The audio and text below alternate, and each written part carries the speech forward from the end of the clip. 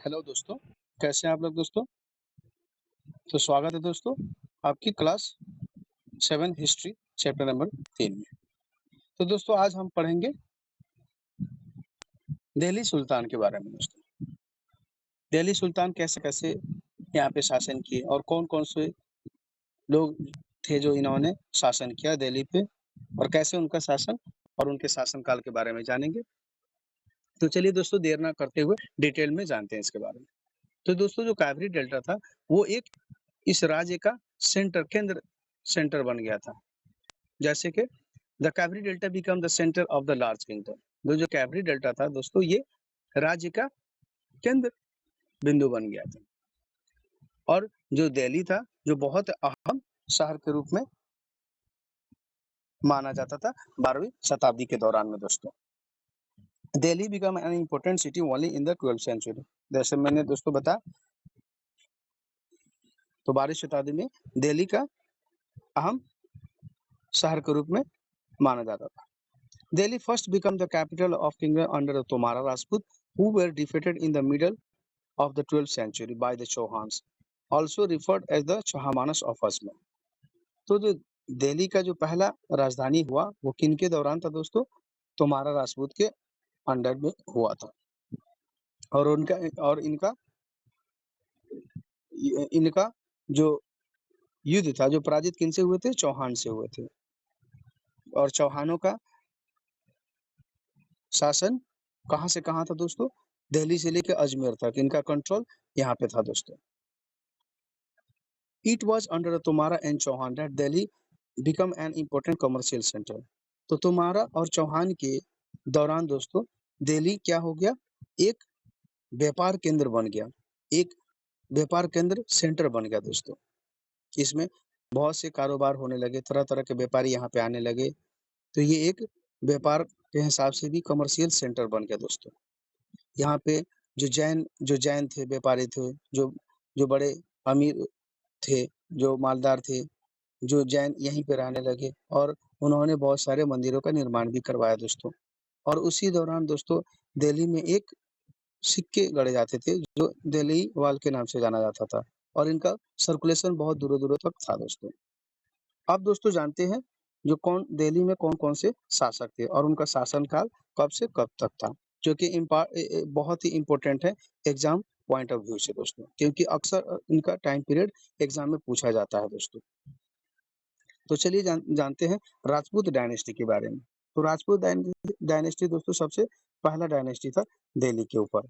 जैसे कि इसमें कौन-कौन थे? तोमारा और अनंगपाला। तो तोमारा इनका अर्ली 12th सेंचुरी 1165 तक था दोस्तों और अनंगपाला ने इनका शासन कब से कब था? 1130 से 1145 तक। उसके बाद चौहानों का राजपाट शुरू होता है दोस्तों। तो इनका कब से कब चलता है? 1165 से लेके 1192 तक और चौहानों ने मोहम्मद गौरी को भी 1191 में हराया था और उसके अगले साल उसके 1 साल बाद फिर गौरी ने इनको शिकस्त किया। और इन चौहानों में सबसे जो पावरफुल जो शासक थे वो पृथ्वीराज चौहान थे दोस्तों और इनका शासन 1175 से लेके 1192 तक रहा था। उसके बाद दोस्तों जानते हैं तुर्किश जो तुर्किश के जो शासक थे उनके बारे में। इनका शासन पीरियड कब से कब था? 1206 से 1290 तक इनका शासन चला, जिनमें कौन-कौन थे? कुतुबुद्दीन ऐबक, शमसुद्दीन इल्तुतमिश, राजिया, गियासुद्दीन बलबन। तो कुतुबुद्दीन ऐबक का शासन जिन्होंने कुतुब मीनार का निर्माण करवाया था दोस्तों, तो इनका शासन 1206 से 1210 तक इन्होंने शासन किया दिल्ली। उसके बाद शमसुद्दीन इल्तुतमिश इन्होंने 1210 से लेके 1236 किया और 1236 से लेके 1240 उन्हीं की पुत्री कौन? राजिया सुल्तान थी जिन्होंने शासन किया। उनके डॉटर शमसुद्दीन इल्तुतमिश की डॉटर थी वो। गियासुद्दीन बलबन ये 1266 से लेके 1287 तक इन्होंने शासन किया। उसके बाद दोस्तों आता है खलजी डायनेस्टी। तो खलजी डायनेस्टी में जो मेन थे वो कौन थे? जलालुद्दीन जो शासक थे, जलालुद्दीन खलजी और अलाउद्दीन खलजी। तो जलालुद्दीन खलजी का टाइम पीरियड 1290 से 1296 तक था दोस्तों और अलाउद्दीन का अलाउद्दीन खिलजी का 1296 से 1316 तक। उसके बाद दोस्तों अब जानते हैं हम तुगलक डायनेस्टी के बारे में। तो तुगलक डायनेस्टी का शासन कब से कब था? 1320 से लेके 1414 तक दोस्तों। तो इसमें गयासुद्दीन तुगलक 1320 से लेके 1324 तक और मोहम्मद तुगलक 1324 से लेके 1351 तक। और जो फिरोज शाह तुगलक थे उनका 1351 से लेके 1388 तक इन्होंने दिल्ली पे शासन किया। तो अब जानते हैं सैयद डायनेस्टी के बारे में। इनका शासन काल था दोस्तों 1414 से लेके 1451 तक। और खिज्र खान जो थे वो उनका 1414 से 1421 तक। उसके बाद आते हैं दोस्तों लोधी डायनेस्टी के बारे में। तो लोधी डायनेस्टी कब से कब था? 1451 से 1526 तक। और इन्हीं में बहलोल लोधी थे जो 1451 से 1489 तक इन्होंने भी शासन किया। तो ये था दोस्तों इनके शासन का, जो अलग अलग अपने अपने डायनेस्टी चलाए, अलग अलग अपने शासन काल चलाए। बहुत से शासकों ने विकास का भी काम किया, बहुत से आक्रमण करके शहरों को बर्बाद भी किया। तो ये थे इनके शासन काल। अब जानते हैं दोस्तों इन्होंने क्या क्या किया दिल्ली में। Finding out about the Delhi Sultan. Although inscription, coins and architecture provide a lot of information, especially valuable are histories. तो दोस्तों इनका जो अभिलेख था, जो सिक्के थे, जो आर्किटेक्चर इनके जो बनावटी थे, ये बहुत से हमें इंफॉर्मेशन, हमें से बहुत से जो हिस्ट्री के बारे में थे बहुत सी इंफॉर्मेशन यहाँ से प्राप्त होता है दोस्तों। जैसे तारीख, ये तारीख क्या है? ये सिंगुलर फॉर्म में होता है दोस्तों, और तारीख होता है प्लूरल फॉर्म में, जैसे एक से ज्यादा। Written in the Persian, the language of the administration under the Delhi sultan. और जो दिल्ली सुल्तान का जो जो ऑफिशियल लैंग्वेज हुआ करता था उस समय पर्शियन होता था दोस्तों, उनका लैंग्वेज पर्शियन होता था। अब जानते हैं दोस्तों द सर्कल ऑफ जस्टिस के बारे में। जो Fakhr Mudabbir wrote in the 13th century, जो उन्होंने 13 शताब्दी में फाकिर मुदब्बिर लिखा था। और दोस्तों इन 1236 सुल्तान इल्तुतमिश डॉटर राजिया बिकम सुल्तान। जैसे कि तुर्किश शासन के बारे में बताया दोस्तों, तो जो राजिया थी वो किसका डॉटर थी? इल्तुतमिश की। और इन्होंने शासन किया था 1236 से 1240 तक। The Chronicle of the Age Minhaj-e-Shiraz recognized that she was more able and qualified than all her brother, but he was not comfortable at having a queen as a ruler, nor were the nobles. जो मिनहाज शिराज थे दोस्तों, उस जमाने के writer हुआ करते थे, लेखक हुआ करते थे।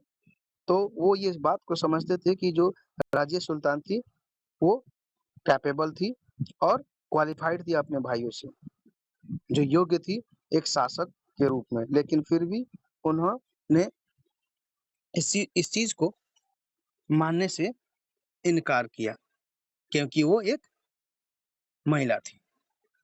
तो वो महिला के रूप में उनको एक शासक के रूप में देखना पसंद नहीं करते थे, और ना ही उनके जो नोबल्स के अकॉर्डिंग उन्हें शासक के रूप में देखा जाना पसंद करते थे। Happy at her attempt to rule independently, she was removed from the throne in 1230. तो उनको सिंहासन से 1240 में हटाया गया दोस्तों, क्योंकि वो एक महिला थी। इसकी वजह से उनको शासन नहीं करने दिया गया, जबकि वो ऑलरेडी कैपेबल थी और शासक का सारे गुण उनमें थे, लेकिन फिर भी एक महिला होने के कारण उनको सिंहासन से 1240 में हटाया गया। Minhaj-e-Shiraz thought that the queen's rulers went against the ideal social order created by the god. तो जो मिनहाज-ए-शिराज थे उनका सोच ये था दोस्तों कि महिला एक शासक कैसे बन सकती है, और ये उनके सामाजिक के खिलाफ होगा दोस्तों, जो भगवान के खिलाफ होगा। In which women were supposed to subordinate to man. और इनका मानना था कि महिला तो मर्दों के अधीन होती है। He therefore asked in the register of God creation, since her account did not fall under the column of man, how did she gain from all of her excellent qualities? लेकिन वो अपने आप से पूछते थे कि ईश्वर के रजिस्टर में कैसे वो एक मर्दों के रेखा में आ सकती हैं, जबकि वो एक महिला है, और सारे क्वालिटी इनमें कैसे हो सकता है। Raziya mention that she was the daughter of sultan Iltutmish. Raziya ने यह ये बताया कि वो किनकी पुत्री थी? Iltutmish. This was an contrast to the queen Rudramadevi 1262 to 1289 of the Kakatiya dynasty of Wrangle, part of the modern Andhra Pradesh। तो राज्य के जैसे ही एक रुद्रमा देवी थी, जिन्होंने शासन 1262 से 1289 तक किया। कहाँ पे? ककाटिया डायनेस्टी की, जो आंध्र प्रदेश का पार्ट है दोस्तों। And Rudrama Devi change her name as her inscription and pretend she was a man. और रुद्रमा देवी ने क्या किया? जो अभिलेख लिखाते थे उसमें इन्होंने एक अपने महिला के राज को छुपाया और अपने आप को पुरुष के रूप में इन्होंने बताया। इन्हीं के जैसे एक दूसरी रानी थी दिद्दा, जो कश्मीर की थी, जिन्होंने कश्मीर पे अपना शासन किया। कब से कब किया दोस्तों? 980 से लेके 1003 तक। इनका टाइटल था दीदी। Her title in starting it comes from दीदी और एल्डर सिस्टर। तो ऐसे-ऐसे महिला में भी शासक हुआ करते थे जो मर्दों को नाम से जाना पसंद करते थे। Hinterland, the lands adjacent to city or a port that supply it with goods and services। तो हिंटरलैंड आखिरकार दोस्तों होता क्या था? ये शहर के जो पास होते थे और यहाँ पे जो बाहर से जो सामान आते थे, जो सर्विसेज सप्लाई होता था, इसी को हिंटरलैंड बोलते हैं। और गैरिसन टाउन क्या होता है? तो जो गैरिसन टाउन उस चीज को बोलते हैं जहाँ पे आर्मी का सेटलमेंट होता है, जो सोल्जर के लिए सेटलमेंट होता है, उसको गैरिसन टाउन बोलते हैं। गैरिसन टाउन और फोर्टिफाइड सेटलमेंट विद सोल्जर। जैसे दोस्तों मैंने बताया, ये सोल्जर यहाँ पे रहा करते हैं, इनको गैरिसन टाउन के नाम से जाना जाता है। These lands were given to peasants and agriculture were encouraged। ये जमीनें किसान को दिया जाता था, किस लिए? खेती करने के लिए, और उनको इनकरेज किया जाता था, उनके मनोबल को बढ़ाया जाता था। New fortress, garrison town and towns were established to protect trade routes and promote regional trade. तो जो नए-नए गैरिसन टाउन थे उनको बनाया जाता था, जो सुरक्षित व्यापार रूट को रोकने के लिए और रीजनल और व्यापार को बढ़ाने के लिए गैरिसन टाउन का बढ़ावा किया जाता था, ताकि सुरक्षित व्यापार हो सके और व्यापारों को बढ़ाया जा सके। The second expansion occurred along the external frontier of the sultanate. जो दूसरा एक्सपांशन था वो क्या था दोस्तों? सल्तनत का मिलिट्री एक्सपेडिशन। तो इन्होंने मिलिट्री को भी साउथर्न इंडिया में अपना कंट्रोल मजबूत करने के लिए बढ़ाने लगे दोस्तों, अलाउद्दीन खिलजी के दौरान। In their campaign, Sultanate army captured elephant, horses and slaves and carried away precious metals। तो जब अलाउद्दीन खिलजी के दौरान इन्होंने आक्रमण किया तो क्या-क्या इन्होंने कैप्चर किया दोस्तों? जैसे एलिफेंट, हाथी, घोड़े, कुछ जो दासी थे उनको पकड़े, और जो बहुमूल्य जो मेटल्स थे उनको इन्होंने अपने अंडर में लिया। अब जानते हैं दोस्तों कुव्वतुल इस्लाम मॉस्क, ये कहाँ पे है? तो Quwwatul Islam mosque and minaret built during the last decade of the 12th century। Quwwatul Islam एक मस्जिद है दोस्तों, ये 12वीं सेंचुरी के दौरान बनाया गया है दोस्तों। The mosque was enlarged by Iltutmish and Alauddin Khilji, और इसको और फैलाया गया, बड़ा किया गया इल्तुतमिश और अलाउद्दीन खिलजी के द्वारा। The minar was built by two sultan Qutbuddin Aibak and Iltutmish. और जो इनकी मीनारें थी वो किनके द्वारा बनाया गया? कुतुबुद्दीन ऐबक और इल्तुतमिश के द्वारा। तो यहाँ पे दोस्तों मैप के थ्रू देखते हैं दोस्तों, जो दिल्ली के सुल्तान थे, इनका कंट्रोल कहाँ-कहाँ तक था दोस्तों, और किस-किस ईयर में फैलाया गया। तो देखिए दोस्तों, ये जो मेन पार्ट है, ये जो दिल्ली था, यहाँ से 1290 में गुजरात, चित्तौड़ में 1303 में, रणथंभौर में कब से? 1301 में, मांडू में 1305 में, तो यदवास में 1310 से 1311 तक दोस्तों। तो ये पूरा एरिया जो था दोस्तों, सेंटर से लेके ये साउथ तक अपना कंट्रोल फैला चुके थे दोस्तों। जैसे 1311 में मदुराई पांड्याज में, तंजावुर में, तो इनका सारा कंट्रोल फैल चुका था दोस्तों, सेंट्रल दिल्ली से लेके और साउथ स्टेट तक। और इनका आक्रमण हर जगह हुआ दोस्तों, और ईयर वाइज हुआ, और इन्होंने अपना कंट्रोल यहाँ पे जमा लिया। तो मैप के थ्रू आपको आसानी हो गया होगा दोस्तों समझने में। अब देखते हैं दोस्तों बेगमपुरी जो मॉस्क है। Begumpuri mosque built in the reign of Mahmud Tughlaq was the main mosque of the Jahanpana, the sanctuary of the world। तो बेगमपुरी जो मस्जिद था, ये किनके रीजन में बना था दोस्तों? मोहम्मद तुगलक के। और इनका तुगलक मेन इनका Jahanpanah century of the world था दोस्तों। Moth ki Masjid build in the reign of Sikandar Lodi by his minister. तो मोठ की जो मस्जिदें थी दोस्तों, ये किनके द्वारा बनाया गया था? सिकंदर लोदी के द्वारा, और उनके एडमिनिस्ट्रेशन मिनिस्टर में बनाया गया था। मॉस्क ऑफ जमाली कमाली built in the late 1520s में। तो जमाली कमाली जो मस्जिद है वो कब बना था दोस्तों? 1520 में। तो इन्होंने जो ये शासक थे, इन्होंने बहुत से मस्जिदों का भी निर्माण करवाया दोस्तों। Administration under the Khalji and Tughlaq. Khalji और तुगलक का जो एडमिनिस्ट्रेशन था, इनका कार्य नीति कैसा था, इसके बारे में दोस्तों जानते हैं, और ये कैसे अपने कार्यकाल संचालित करते थे, इसके बारे में देखते हैं दोस्तों। The early Delhi Sultan, especially Iltutmish, favored their spacious slab purchased for military service called बंदावन in Persian। तो ये क्या करते थे इल्तुतमिश? ये स्लैब को खरीदते थे दोस्तों, जो दासी थे उनको खरीदते थे और मिलिट्री सर्विस में उनको काम कराया जाता था। इसको फारसी में क्या बोलते हैं? बंदावन बोला जाता है। They were carefully trained to man some of the most important political office in the kingdom।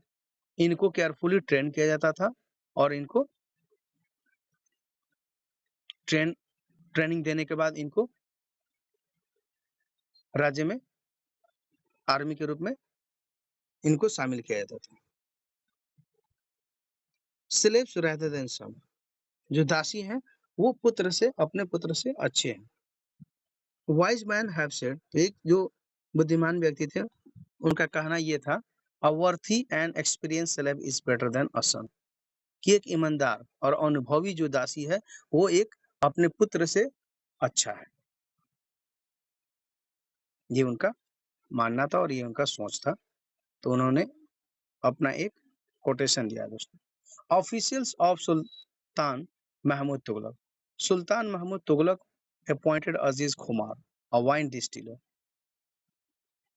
तो जो ऑफिशियल सुल्तान मोहम्मद तुगलक थे, इन्होंने अपने ऑफिशियल काम के लिए किसको किसको अपॉइंट किया था, उसके बारे में देखते हैं। तो जो अजीज खुमार थे, ये क्या थे?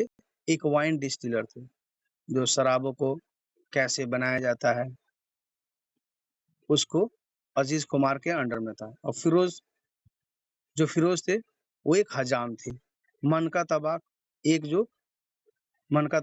जो व्यक्ति था वो क्या करता था? खाना बनाने का काम करता था।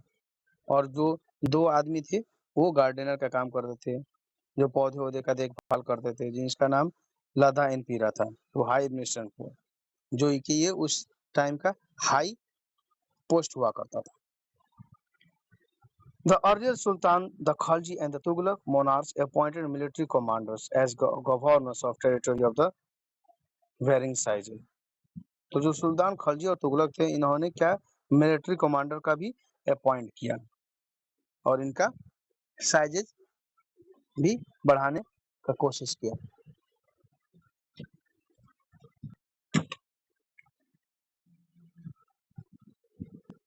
अब दोस्तों जानते हैं these lands were called इक्ता and their holders was called इक्तेदार। तो जो ये जमीनें थी इनको क्या बोला जाता है, इक्ता, और जो इस जमीने को देखभाल करते थे उनको इक्तेदार और मुफ्ती के नाम से जाने जाते थे। The duty of the muftis was to lead military campaigns and maintain law and order in their इक्तास। तो इनका कार्य क्या होता था, जो मुफ्ती का जो कार्य क्या था, मिलिट्री कैंपेन करते थे, लॉ एंड ऑर्डर मेंटेन करते थे और जमीनों का देखभाल करते थे। इनका काम था इक्तेदार का। In exchange for their military services the muqtis collected revenue of their assignment as salary. और इनको एक्सचेंज में क्या मिलता था दोस्तों, तो इनको मिलिट्री सर्विसेज देना था, रेवेन्यू कलेक्शन करते थे और जो रेवेन्यू से जो पैसे आते थे वो सैलरी के रूप में मिलिट्री को दिया जाता था। They also paid their soldier from this revenue. जो के सोल्जर का भी सैलरी यहीं से रेवेन्यू से ही पेड किया जाता था, उनको दिया जाता था। Under Alauddin Khilji the state brought the assessment and collection of the land revenue under its own control. तो जो अलाउद्दीन खिलजी थे दोस्तों, इन्होंने जो जमीने से जो रेवेन्यू आता था वो अपने कंट्रोल में इन्होंने किया। There were 3 types of taxes, और इन्होंने 3 किस्म का टैक्स निर्धारित किया। जैसे जो खेती बाड़ी से आता था दोस्तों, जैसे कि on cultivation called kharaj and amounting to about 50% of the present produce. तो जो खराज से जो आता था, इस पे इन्होंने 50% का टैक्स लगाया, जो किसानों द्वारा जो भी वो प्रोड्यूस करते थे। कैटल पे, जो भेड़ बकरी पालते थे उस पे, हाउसेस पे, इन्होंने सब पे टैक्स लगाया। अब दोस्तों जानते हैं इब्न बतूता के बारे में। इब्न बतूता कौन था और इंडिया में कब आया था? तो Ibn Battuta 14th century traveller from Morocco, Africa. तो ये इब्न बतूता 14 शताब्दी में आया था इंडिया, और कहाँ का रहने वाला था, ये मोरक्को का था दोस्तों। अब जानते हैं दोस्तों अलाउद्दीन खिलजी के बारे में। Delhi was attacked twice. तो दिल्ली पे 2 बार आक्रमण हुआ दोस्तों। कब वो भी जानते हैं। 1299 से लेकर 1300 और 1302 से 1303 तक। As defensive measure Alauddin Khilji raised a large standing army. जब अलाउद्दीन खिलजी पे जो अटैक हुआ दोस्तों, तो इन्होंने उसका जवाब भी दिया और इन्होंने अपने आर्मी स्टैंडिंग पॉइंट को और बढ़ाया, सोल्जरों में और इजाफा किया और इसको मजबूत बनाने की कोशिश किया। Alauddin constructed new garrison town name Siri for his soldier. तो अलाउद्दीन ने एक और गैरिसन टाउन बनाया जो सोल्जरों के रहने के लिए, तो एक नया जगह बनाया जो सिरी के नाम से जाना जाता है। The soldier had to be fed. This was done through the produce collected as a tax from the land between the Ganga and Yamuna. और सोल्जरों को खाना भी दिया जाता था, उनको सैलरी भी दिया जाता था, और ये सब कहाँ से पूर्ति होता था दोस्तों, कहाँ से ये इनके सारे खर्चे उठाए जाते थे, जो टैक्स वसूली किया जाता था उनसे इनका सारा सिस्टम चलता था दोस्तों। Tax was fixed at 50% of the present rate. और टैक्स कितने पे फिक्स कर दिया? 50% पे फिक्स किया गया था कि जो किसान प्रोड्यूस करेंगे, चाहे गेहूं, धान, मक्का, बाजरा जो हो, उसमें इनको 50% का टैक्स देना होता था दोस्तों। The soldier had to be paid. Alauddin choose to pay his soldier salary in cash rather than iqta. तो जो अलाउद्दीन शासक थे, उन्होंने क्या अपने सोल्जरों को कैसे पेमेंट किया? वो जमीनें ना देके उनको कैश में उनका पेमेंट किया करते थे। The soldier would buy their supplies from the merchant in Delhi, and it was the feared that merchant would raise their price. तो जो आर्मी होते थे वो क्या करते थे? जो दिल्ली के जो व्यापारी थे उन्हीं से अपना सामान खरीदते थे, लेकिन उनको ये डर था कि कहीं व्यापारी रेट को ना बढ़ा दें। To stop this Alauddin control the prices of the goods in Delhi. तो ये सब देखते हुए अलाउद्दीन जो शासक थे उन्होंने क्या किया, जो प्राइसों को कंट्रोल किया और उसको अपने नियंत्रण में लिया। Alauddin administrative measures were quite successful and Chronicle praised his region for his cheap price and efficient supply of the goods in the market। तो जो अलाउद्दीन का शासन काल था वो अच्छा माना जाता था और सफलतापूर्वक था, क्योंकि दोस्तों इन्होंने प्राइस को अपने कंट्रोल में रखा और रेटों को बढ़ने नहीं दिया और आसानी से इनका शासन चलने लगा, जो मार्केट पे इनका कंट्रोल था। He successfully withstood and threat a Mongol invasion। और ये सफलतापूर्वक इन्होंने मंगोल के जो शासक थे उनको जवाब दिया। अब जानते हैं दोस्तों महमूद तुगलक के बारे में। The sultanate was attacked in the early years of the Mahmud Tughlaq reign. तो महमूद तुगलक को भी अटैक हुआ दोस्तों इनके रीजन में भी। The Mongol army was defeated, लेकिन इन्होंने मंगोल को शिकस्त किया, पराजित किया उनको। Mahmud Tughlaq was confident about the strength of his army and resources to plan an attack on ट्रांसोसियाना। तो महमूद तुगलक अपने आर्मी पे बिल्कुल कॉन्फिडेंट थे और उनके अपने पावर का अंदाजा था दोस्तों। उनके आर्मी का जो स्ट्रेंथ था, जो मजबूती था, वो उनको मालूम था और वो ये जानते थे कि हम सक्षम है उनको आक्रमण करने में। ही therefore raised a large standing army, और इन्होंने बहुत ही बड़ा आर्मियों का जमाड़ा तैयार किया। Rather than constructing a new garrison town, the oldest of the four cities of Delhi, Kuan was emptied of its resident and the soldier garrison there। और इन्होंने और गैरिसन टाउन बनाया और जो लोग वहाँ पे जो रेजिडेंट थे उनको उनको यहाँ से खाली करवाया गया और यहाँ पे इन्होंने आर्मी को रखना शुरू कर दिया। The resident of the old city were sent to the new capital of Daulatabad in the south. तो जो शहर के जो निवासी थे उनको कहाँ पे भेजा गया दोस्तों, जो रेजिडेंट थे उनको दौलताबाद जो राजधानी कैपिटल हुआ करता था साउथ का, वहाँ पे भेजा गया दोस्तों। Produce from the same area was collected as tax to feed the army. और वहां से भी दोस्तों टैक्स वसूली किया जाता था और आर्मियों को खिलाया जाता था। सुल्तान लिवाइड एडिशनल टैक्स, जो सुल्तान थे उन्होंने अतिरिक्त टैक्स भी लगाया। This coincide with the famine in the area. जो ये अतिरिक्त जो टैक्स थे इन्होंने लगाने के बाद क्या हुआ दोस्तों, वहां पे अकाल पड़ गया। Mahmud Tughlaq also paid his soldier cash salary. Mahmud Tughlaq जो शासक थे उन्होंने भी अपने आर्मियों को सैलरी कैसे कैश के रूप में देते थे। But instead of the controlling prices he used token.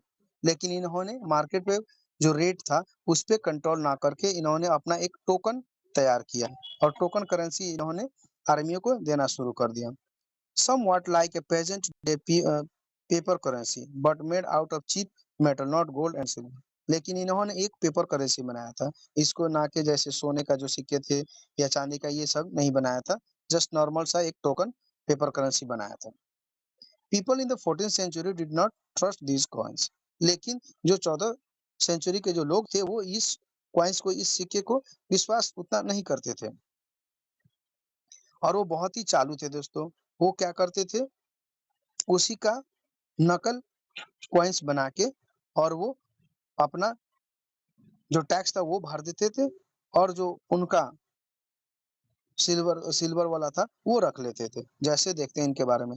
They were very smart, they saved their gold and silver coins and paid all their taxes to the state with this token currency. जैसे कि दोस्तों मैंने बताया जो सोने और चांदी के जो सिक्के थे वो रख लेते थे और जो ये सब जो शासक ने जो जारी किया था जो टोकन वाला करेंसी वो उसको टैक्स के रूप में भर देते थे। This cheap currency could not be counterfeited easily.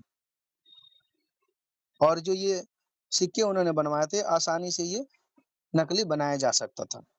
Mahmood Tughlaq administration major a failure. लेकिन जो महमूद तुगलक का जो शासन था वो फेल्योर माना गया दोस्तों, क्योंकि वो एक तो जो करेंसी चला है वो भी उतना क्वालिफाइड नहीं था और क्वालिटी का नहीं था और मार्केट में इन्होंने कंट्रोल नहीं कर पाए, तो इनका शासन फेल्योर रहा दोस्तों।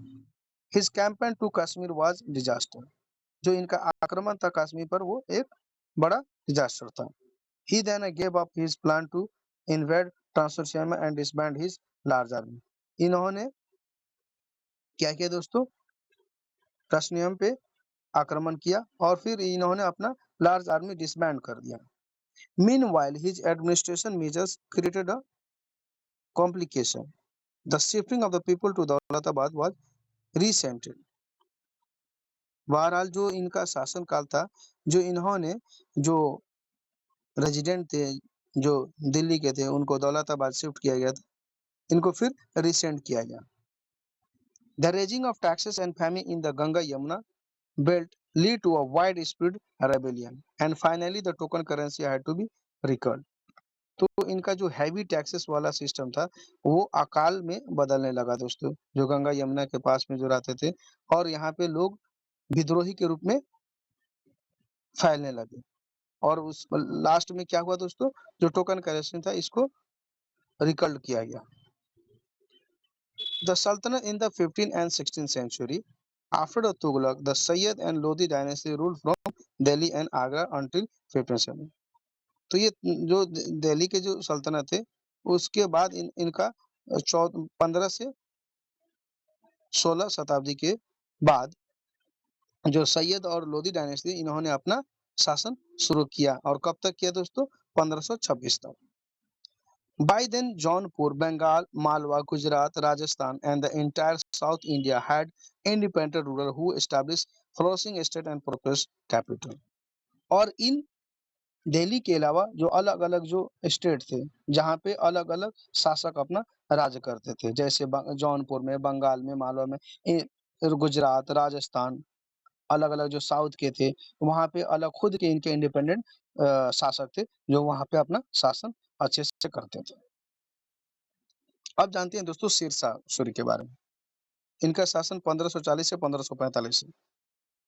Started his career as the manager of a small territory of his uncle in Bihar and eventually challenged and defeated the Mughal emperor Humayun Khan।